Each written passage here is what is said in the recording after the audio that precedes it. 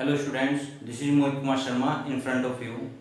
Students, मैंने अपनी last video में आपको जो कंपेयरिंग क्वांटिटी चैप्टर स्टार्ट किया था, इसमें जितने भी पॉइंट्स थे उन सभी पॉइंट्स के बारे में आपको बताया है। जैसे रेशोज के बारे में, परसेंटेज के बारे में, प्रॉफिट लॉस के बारे में, डिस्काउंट्स के बारे में, ठीक है ना। उन सभी के बारे में मैंने आपको समझाया था। आज हम इस चैप्टर की फर्स्ट एक्सरसाइज स्टार्ट करने जा रहे हैं। एक्सरसाइज है 8.1। तो आइए देखते हैं सबसे पहले फर्स्ट क्वेश्चन में क्या दिया गया है। फर्स्ट क्वेश्चन में दिया है find the ratio of the following. हमें नीचे कुछ पार्ट्स दिए हैं ABC करके, इनमें हमें रेशो प्राप्त करना है, रेशो निकालना है। तो आइए देखते हैं किस प्रकार सोल्व करते हैं। सॉल्यूशन मैंने आपको समझाया था, जब हम रेशो निकालते हैं तो यूनिट सेम होनी चाहिए, ठीक है ना। यूनिट का मतलब यदि हमें रुपीज दिए हुए हैं तो 1 रुपीज है और दूसरी क्वांटिटी, दूसरी वैल्यू हमारी पैसे में है, तो हमें उनको कन्वर्ट करना पड़ेगा। या तो दोनों को रुपीज में कन्वर्ट करना पड़ेगा या दोनों को पैसे में कन्वर्ट करना पड़ेगा। यदि एक मीटर में है दूसरा किलोमीटर में है, तो इनमें भी यदि हमें या तो दोनों को मीटर में चेंज करना होगा या फिर दोनों को हमें किलोमीटर में चेंज करना होगा, ठीक है। तो सबसे पहले हम देखते हैं किस प्रकार करते हैं। फर्स्ट पार्ट देखते हैं।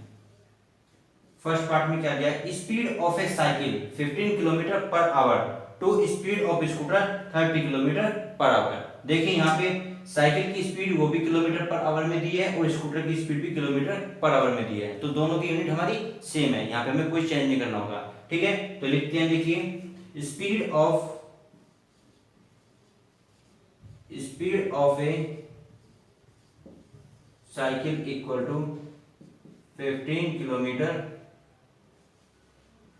पर आवर, ठीक है। एंड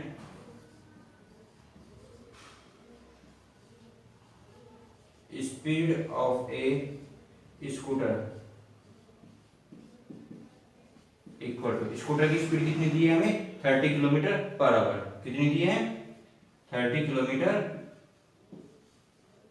पर आवर, ठीक है। ये हमें दिया है, ठीक है ना। अब हमें इनका रेशो निकालना है। रेशो किसका, देखिए जो फर्स्ट में दिया है उसको पहले लिखते हैं और जो सेकंड में दिया है लास्ट में उसको बाद में लिखते हैं, ठीक है। तो क्या लिखेंगे, नाउ रेशो का मैंने बताया था किस प्रकार लिखते हैं, कौन सा साइन होता है। तो यहां लिखेंगे स्पीड ऑफ साइकिल, ये रेशो का निशान है, ratio speed of scooter equal to, ठीक है। स्पीड ऑफ साइकिल कितनी है, 15 किलोमीटर पर आवर, तो 15 रेशो स्पीड ऑफ स्कूटर कितनी है, 30, ये हो गया 30। अब हम इनको सिंपलेस्ट में करेंगे, हमें पता है 15 से कट होता है, तो 15 1 जा 15 और रेशो 15 2 जा 30, 1:2, ठीक है ना। तो फर्स्ट का हमारा यही आंसर है, ठीक है। हमने सिंपलेस्ट फॉर्म में किया है, सिंपलेस्ट फॉर्म में नहीं होता तो हम यहीं पे इसको छोड़ देते, यही हमारा आंसर होता। लेकिन जब ये सिंपलेस्ट फॉर्म में कन्वर्ट हो रहा है तो हम इसको सिंपलेस्ट फॉर्म में कन्वर्ट करेंगे। दोनों के दोनों 15 और 30 दोनों 15 से डिवाइड हो जाते हैं। तो इस प्रकार हम रेशो निकालते हैं इसका, speed of cycle ratio speed of scooter. अगर आप इसको स्कूटर को स्पीड ऑफ स्कूटर को पहले लिखोगे, स्पीड ऑफ साइकिल को बाद में लिखोगे, तो क्वेश्चन के अकॉर्डिंग आंसर गलत हो जाएगा। क्यों, क्योंकि उसने रेशो ही पूछा है, स्पीड ऑफ साइकिल, साइकिल की स्पीड का रेशो किसके साथ, स्पीड ऑफ स्कूटर, स्कूटर की स्पीड के साथ, ठीक है। इस प्रकार हमारा ये पार्ट कंप्लीट होता है। आई होप आपको समझ में आया होगा ये पार्ट। आप मेरी वीडियो को पॉज करके इस पार्ट को नोट कर लीजिए, मैं कुछ पार्ट बी करने जा रहा हूं, ठीक है। बी पार्ट में देखिए, बी पार्ट में क्या दिया है, बी पार्ट में दिया है, B part 5 metre to 10 kilometre. अब यहाँ पे देखिए 1 मीटर में है 1 किलोमीटर में है, यहाँ पे दोनों की दोनों यूनिट डिफरेंट डिफरेंट है, तो सबसे पहले हमें यूनिट सेम करनी होगी, ठीक है। तो हमें देखिए, हम जानते हैं वी नो दैट क्या, कि 1 kilometre equal to 1000 metre.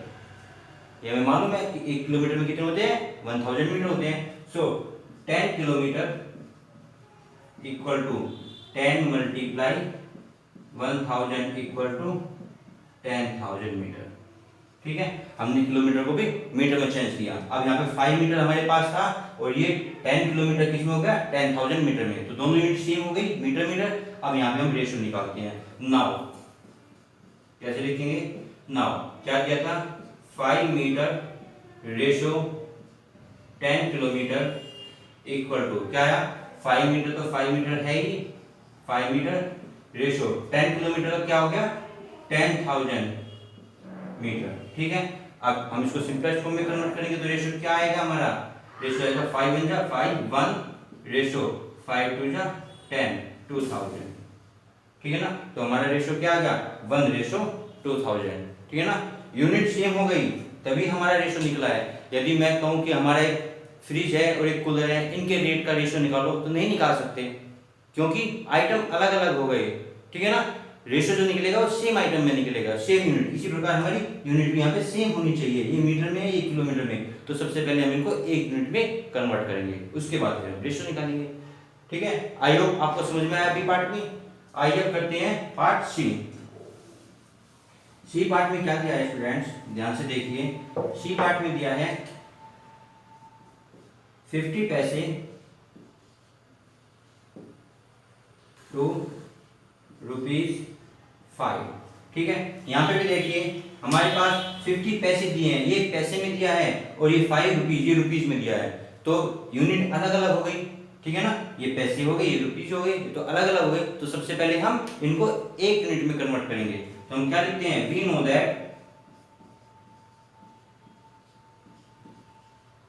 That क्या कि 1 रुपीज इक्वल टू 100 पैसे। ये तो हमें मालूम है, ये तो हमें मालूम है क्या कि 1 रुपए में कितने पैसे होते हैं? 100 पैसे होते हैं। ठीक है ना, तो कितने रुपीज है? ₹5। So ₹5 equal to 5 multiply 100 equal to कितना हो गया? 500 पैसे। ठीक है, अब देखिए ये 50 पैसे हैं और ये 5 रुपीज को भी पैसे में कन्वर्ट कर दिया। अब हमारी यूनिट दोनों क्या हो गई? सेम हो गई। तो इसका मतलब अब हम रेशो निकाल सकते हैं आसानी से। नाउ ठीक है, क्या था हमारा? 50 पैसे रेशो ₹5 इक्वल टू क्या आएगा? 50 पैसे रेशो कितने आ गए? 500 पैसे। ठीक है, ये हमारा रेशो निकल गया। अब इसको सिंपलेस्ट फॉर्म में कन्वर्ट करेंगे तो हमें पता है 50 1 जा 50 और 50 10 जा 500। ठीक है, तो रेशो हमारा क्या आया? 1:10। ठीक है, इस प्रकार ये हमारा क्वेश्चन कंप्लीट हो जाता है। आई होप आपको अच्छी तरीके से समझ में आया होगा कि किस प्रकार हम रेशो निकालते हैं। हमें याद रखना कि जिसका रेशो पूछा जाए उसको फर्स्ट में रखते हैं और जिसके साथ पूछा जाए उसको सेकंड में रखते हैं। यदि हम इनके ऑर्डर को चेंज कर देंगे गलती से तो क्वेश्चन हमारा आंसर सही नहीं आएगा। ठीक है, इस प्रकार ये हमारा क्वेश्चन कंप्लीट हो जाता है। Now we will discuss about question number 2 of exercise 8.1। So let's see the question number 2। Convert the following ratios to percentage. आपको नीचे कुछ रेशोज दिए हैं, इनको हमें परसेंटेज में कन्वर्ट करना है। ठीक है, आपको याद हो मैंने अपनी फर्स्ट वीडियो में आपको समझाया था, यदि हम किसी भी नंबर्स को परसेंटेज में चेंज करना है, परसेंटेज में चेंज करते हैं तो हम क्या करते हैं? उस नंबर्स में 100 की मल्टीप्लाई कर देते हैं। नंबर कुछ भी हो, डेसिमल नंबर हो, नेचुरल नंबर हो, फ्रैक्शन हो, समथिंग। ठीक है ना, परसेंटेज में चेंज करने के लिए सिर्फ एकमात्र यही तरीका है कि हम 100 से मल्टीप्लाई कर देते हैं और फिर उसको सोल्व करते हैं। सोल्व करने के बाद जो आंसर आता है वो हमारा परसेंटेज में आता है। तो देखिए सेकंड नंबर क्वेश्चन को हम किस प्रकार सोल्व करते हैं।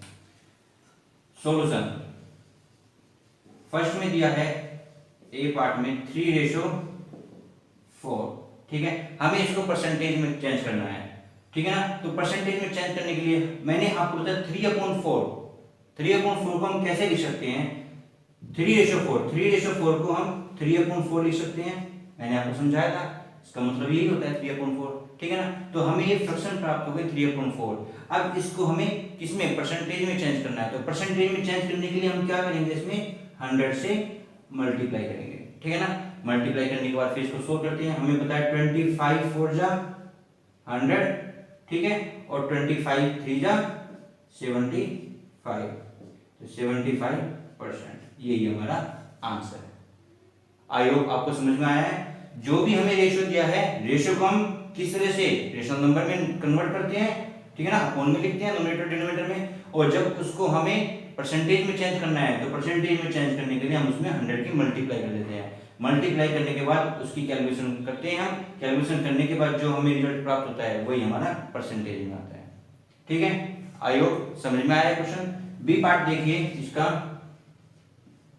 बी पार्ट में दिया है 2:3, 2:3। अब 2:3 को हमें परसेंटेज में कन्वर्ट करना है, तो 2:3 को हम कैसे लिख सकते हैं, यहाँ पे भी लगा सकते हैं। 2:3 को हम कैसे लिख सकते हैं, 2/3 लिख सकते हैं, यस ऑब्वियसली लिख सकते हैं। ठीक है ना, रेशियो का मतलब यही है। ठीक है, और जब इसको हमें परसेंटेज में कन्वर्ट करना है तो परसेंटेज में कन्वर्ट करने के लिए हम इसमें 100 से मल्टीप्लाई कर देंगे। ठीक है ना, 100 से मल्टीप्लाई करेंगे। अब इसको सोल्व करते हैं, हमें पता है 100 2 कितने होते हैं, 200/3। अब हम इसको डिवाइड कर रहे हैं, देखिए 3 6 18, 20 के नीचे 18 आया, कितने बचे 2, ऊपर से लिया 0 हो गए 20, 3 6 18, कितने बचे 2 आ गया हमारा न्यूमरेटर और डिनोमिनेटर आ गया हमारा 3, ये आया हमारा परसेंटेज। कितना आया 66, 2/3%। ठीक है ना, मीन परसेंटेज बनी क्योंकि 200 जो है 3 से एक्चुअल कंप्लीटली डिवाइड नहीं होता। ठीक है, इस प्रकार हम नंबर्स को या रेशियोज को परसेंटेज में कन्वर्ट करते हैं। यदि हमें बोला जाए कन्वर्ट करने के लिए तो परसेंटेज में, तो हम क्या करते हैं, उनको हम 100 से मल्टीप्लाई कर देते हैं। ठीक है, आई होप ये कंप्लीट क्वेश्चन आप लोगों की सभी की समझ में आया होगा। Let's see the question number 3। 72% of 25 students are good in mathematics. तो how many are not good in mathematics. Question में क्या पूछा है, क्वेश्चन में कहा है कि 25 स्टूडेंट्स है टोटल, उनमें से 72% स्टूडेंट्स क्या है, मैथमेटिक्स में अच्छे हैं, मैथमेटिक्स को अच्छी तरह सोल्व कर सकते हैं। ठीक है, तो हमें बताना है कि ऐसे कितने स्टूडेंट हैं जो मैथमेटिक्स में अच्छे नहीं है। ठीक है ना, यहाँ पे हमें स्टूडेंट्स की संख्या परसेंटेज में दी है, तो सबसे पहले हम क्या करेंगे, एक्चुअल नंबर निकालेंगे स्टूडेंट्स के कि कितने स्टूडेंट ऐसे हैं जो मैथमेटिक्स में अच्छे हैं। ठीक है ना, वे आ जाएंगे उनमें से, क्योंकि हमारे पास स्टूडेंट है टोटल 25, उनको हम 25 में से माइनस करेंगे। माइनस करने के बाद जितने बचेंगे वे मैथमेटिक्स में अच्छे नहीं होंगे। ठीक है, तो देखिए स्टेटमेंट किस तरह से लिखते हैं और किस तरह से हम इस क्वेश्चन को सोल्व करते हैं। सॉल्यूशन देखिए, हमें 72% ऑफ 25 स्टूडेंट दिए जो मैथमेटिक्स में अच्छे हैं, तो हम क्या लिखते हैं, द स्टूडेंट्स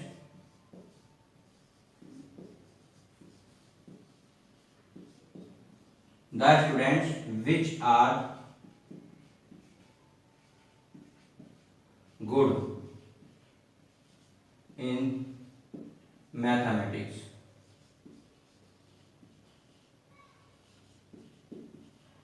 इक्वल टू कितने हैं, 72% ऑफ 25। यही है ना, जो मैथमेटिक्स में अच्छे हैं उसकी वैल्यू कितनी आएगी, देखिए क्या आएगा, 25 मल्टीप्लाई 72/100, और का मतलब होता है मल्टीप्लाई। ये मैंने आपको समझाया था। ठीक है ना, आपको फर्स्ट वीडियो में याद होगा, मैंने आपको समझाया था किस तरह से करते हैं। ठीक है, अब इसको सोल्व करते हैं। 25 4 जा 100, 4 से इसको डिवाइड करते हैं, 4 1 जा 4, कितने बचे 3 हो गए 32, 4 8 जा 32। ठीक है ना, कितने आए 18 स्टूडेंट्स। 18 स्टूडेंट्स आउट ऑफ 25 ऐसे हैं जो मैथमेटिक्स में अच्छे हैं। अब हमें निकालना क्या है, हमें तो निकालना है उन स्टूडेंट्स की संख्या बतानी है जो मैथमेटिक्स में अच्छे नहीं है। सो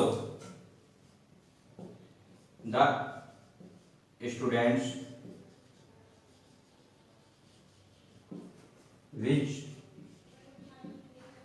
which are not good in mathematics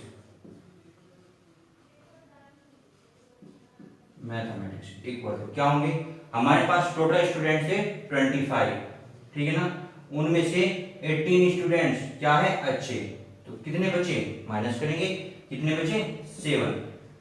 तो 7 स्टूडेंट्स ऐसे हैं जो मैथमेटिक्स में अच्छे नहीं हैं। ठीक है, आई होप आपको क्वेश्चन समझ में आया। सिर्फ हमें क्या निकालना है, हमें जो स्टूडेंट्स मैथमेटिक्स में अच्छे हैं उनकी संख्या नहीं पता कितनी है, परसेंटेज में पता है कि 25% है। ठीक है ना, टोटल स्टूडेंट्स पता है 25 है। ठीक है ना, परसेंटेज पता है 72% है। तो हमने उन स्टूडेंट्स की संख्या निकाली, वो कितनी है हमारी 18। इसका मतलब 18 students out of 25 are good in mathematics. हमें निकालना क्या था क्वेश्चन में कि कितने स्टूडेंट्स हैं जो मैथमेटिक्स में अच्छे नहीं हैं। 18 तो अच्छे हैं, टोटल स्टूडेंट्स है 25, तो 25 में से अच्छे स्टूडेंट को हम हटा देंगे, माइनस कर देंगे, तो कितने बचे 7। इसका मतलब 7 स्टूडेंट्स ऐसे हैं जो मैथमेटिक्स में अच्छे नहीं हैं। सीधा क्वेश्चन नंबर 4।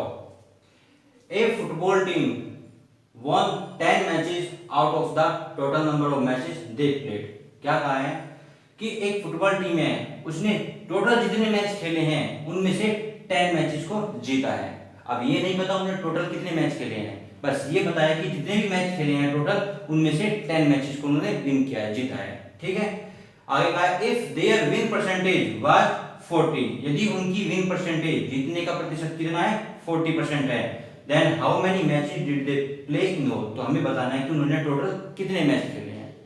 आई होप आपको स्टेटमेंट समझ में आ गई, ठीक है ना। अगर हमें स्टेटमेंट समझ में आ जाती है तो क्वेश्चन हमारा बहुत ही सिंपल हो जाता है, क्योंकि स्टेटमेंट पढ़ने के बाद हमें पता चल जाता है कि हमें क्या निकालना है और हमें क्या दिया हुआ है। ठीक है, तो इस क्वेश्चन में आपको नंबर ऑफ मैचेस दिए हुए हैं कि फुटबॉल टीम ने कितने मैच जीते हैं, और दिया है कि उनका विन परसेंटेज कितना है वो भी दिया हुआ है। बताना क्या है कि उन्होंने टोटल कितने मैच खेले हैं। ठीक है, तो आइए करते हैं सोल्व, देखिए किस प्रकार करते हैं सॉल्यूशन। सॉल्यूशन में देखिए, लेट द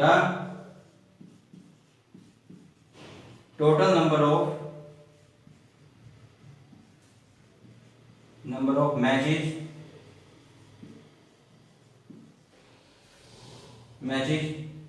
played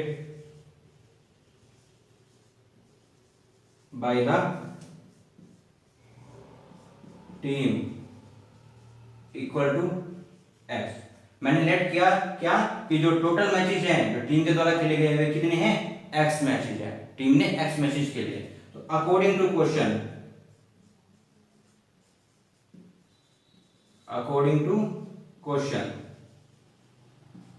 क्वेश्चन के अकॉर्डिंग क्या है कि फुटबॉल टीम ने 10 मैचेस खेले हैं, ठीक है ना, और उनका विन परसेंटेज कितना है 40। जितने टोटल मैच खेले उनका 40% वो जीते हैं। इसका मतलब 40% ऑफ टोटल मैचेस है x इक्वल टू कितना है वो है 10।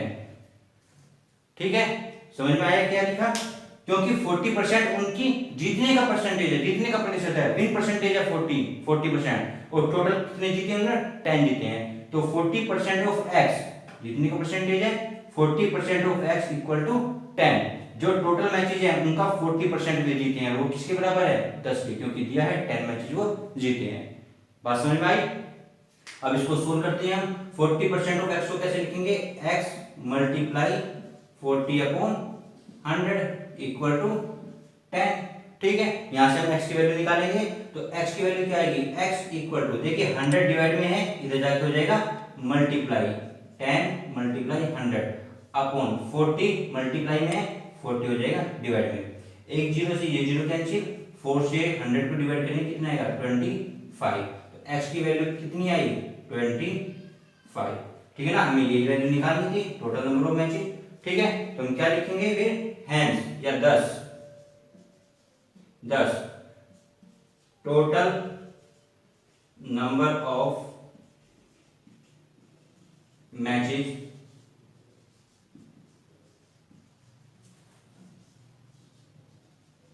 प्लेड बाय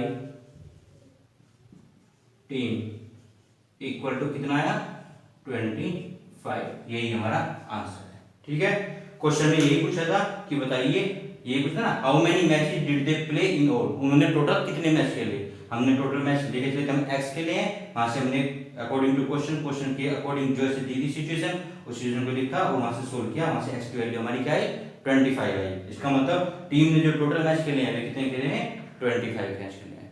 ठीक है, तो स्टेटमेंट्स पढ़ते के साथ ही यदि हमारी स्टेटमेंट समझ में आ जाती है क्वेश्चन की, तो क्वेश्चन को सोल्व करना बहुत ही आसान है। आई होप आपको ये क्वेश्चन अच्छी तरीके से समझ में आया होगा और आपको मेरा पढ़ाने का मेथड भी अच्छा लगा होगा।